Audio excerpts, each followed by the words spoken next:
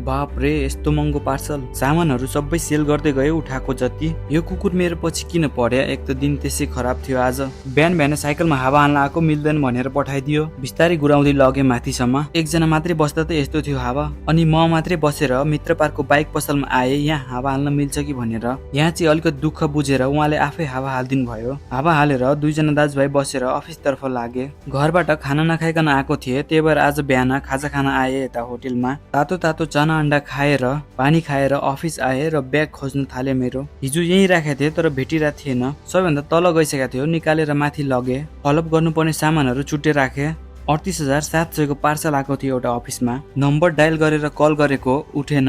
अर्को सामानलाई कल गरेको भोलि लिने रे। भोलिमा आएर राखिदिएको भोलि लिने जतिलाई। ठुलो पार्सललाई कल गरेको उठिरहेको थिएन यो पनि। किन वेट गरिराख्नु, लिने भएको जतिलाई ब्यागमा राखेर निस्के म। आज मैले न्यू रोड एरियातिरको सामानहरू उठाएको थिएँ। सेतो पुल हुँदै सुरुमा म घट्टीकुलो आएँ। सामान बाहिर निकालेर कस्टमरलाई कल गरेको। यहाँको पार्सल डेलिभर गरेर म एकैचोटि न्यू रोड गेट आएँ। न्यू रोड भित्रको डेलिभर गर्दै म भित्रभित्रै नरदेवी मन्दिर हुँदै क्षेत्रपाटी विशाल पान पसल अगाडि आए र उहाँले मगाउनु भएको पार्सल दिएर पैसा लिएर निस्के म यहाँबाट। क्षेत्रपाटीबाट सामान दिएर डाइरेक्ट ठमेल आइपुगे। ठमेलको नर्सिङ चौकमै बोलाउनु भएको थियो मलाई उहाँले। सामान दिएर पैसा लिए। यहाँको डेलिभर गरेर म अब सोह्रखुट्टे जाँदैछु। यहाँ मेरो अगाडि बिलालो आइसकेको थियो। झाप्पै ब्रेक हानेको झन्डै लडेन म। बिगमाटा गाडी आए म। नजिक हुँदा केही पनि गर्दैन हैन। जब म यहाँबाट पार्सल दिएर निस्किन्छु त्यतिखेर मेरो पछाडि पछाडि आउँछ भुक्दै। रेडी भएर बसिरहेछ। नजिक हुँदा केही नि गरेन। अब म निस्के यहाँबाट।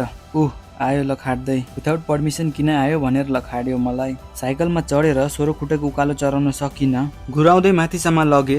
रुम जाँदाखेरि बाटोमा ठ्याक्कै दाई भेट्यो। झन्डै हानिन।